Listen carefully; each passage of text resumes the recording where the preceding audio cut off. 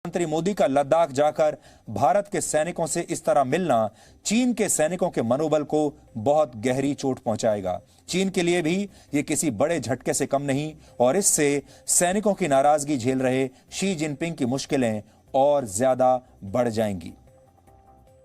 कुल मिलाकर यह लड़ाई सैनिकों और हथियारों से भी आगे की लड़ाई है। इसीलिए हम आपको बता रहे हैं कि यह लड़ाई सेनाओं की तो है, ये लड़ाई हथियारों से लड़ी जाएगी, लेकिन ये लड़ाई उससे भी कहीं बड़ी लड़ाई है। ये लड़ाई है पुरुषार्थ की, ये लड़ाई है हिम्मत की, ये लड़ाई है देशभक्ति की, ये लड़ाई है सच और झूठ के बीच की। इसलिए इस लड़ाई को आप सिर्फ दो देशों के बीच जमीन को लेकर हुए युद्ध की तरह मत देखिए, जिसमें सिर्फ सैनिक लड़ेंगे और जिसमें सिर्फ हथियारों का इस्तेमाल होगा, बल्कि अच्छाई और बुराई की यह लड़ाई आगे चलकर धर्म युद्ध में बदल जाएगी और पूरी दुनिया इस समय देखेगी कि चीन जैसा विस्तारवादी देश जीतता है या भारत जैसा विकासशील देश इस बार चीन को पछाड़ देता है। इसलिए इसे छोटी लड़ाई मत समझिए, इस लड़ाई के मायने बहुत आगे तक जाएंगे और यह लड़ाई भी 2-4 दिन की लड़ाई नहीं है, 2-4 हफ्ते की लड़ाई नहीं है, यह लड़ाई लंबी चलेगी। जवानों के बीच खड़े रहकर प्रधानमंत्री नरेंद्र मोदी ने आज जो भाषण दिया है वो भाषण इतिहास में दर्ज होगा, क्योंकि सीमा पर खड़े होकर चीन जैसे देश को वहां से कुछ ही किलोमीटर दूर से चेतावनी देना, यह ना तो किसी दूसरे देश के बस की बात है और ना ही कोई दूसरा ग्लोबल लीडर इस तरह से कभी कह सकता था, ना कह पाया है। यह अभूतपूर्व बात है। आज प्रधानमंत्री मोदी के भाषण की 3 मुख्य बातें क्या थीं, यह भी आप जानिए। पहली बात यह कि उन्होंने चीन को भारत की पहचान याद दिलाई है। उन्होंने भगवान कृष्ण की बात की और यह कहा कि भारत वो देश है जो बांसुरीधारी कृष्ण की पूजा करता है तो सुदर्शन चक्रधारी कृष्ण को अपना आदर्श भी मानता है, इसलिए भारत को हल्के में ना लें। इससे आपको शिशुपाल और भगवान कृष्ण का प्रसंग शायद याद आ गया होगा।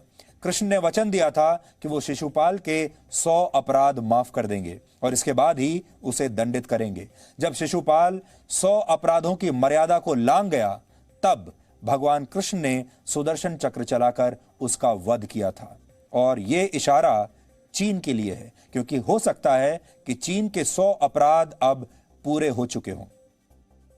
दूसरी बात यह है कि प्रधानमंत्री ने वीरता की व्याख्या की।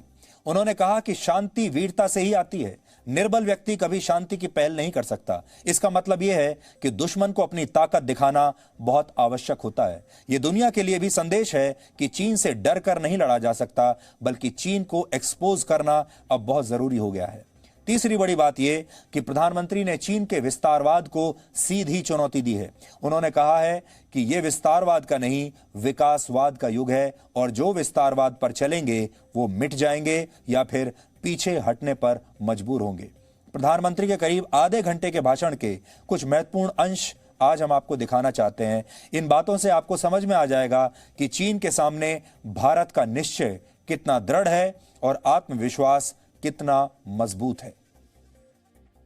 आप उसी धरती के वीर हैं जिसने हजारों वर्षों से अनेकों आक्रांताओं के हमलों को, अत्याचारों का मुंह तोड़ जवाब दिया है। हम, और ये हमारी पहचान है, हम वो लोग हैं जो बांसुरीधारी कृष्ण की पूजा करते हैं, तो हम वही लोग हैं जो सुदर्शन चक्रधारी कृष्ण को भी आदर्श मान करके चलते हैं। इसी प्रेरणा से हर आक्रमण के बाद भारत और सशक्त होकर उभरा है। साथियों, राष्ट्र की,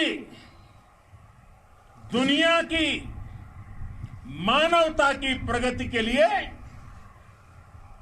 शांति और मित्रता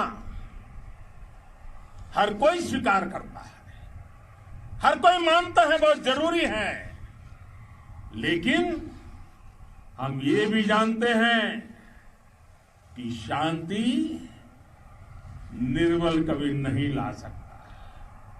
कमजोर शांति की पहल नहीं कर सकता। वीरता ही शांति की पूर्व शर्त होती है।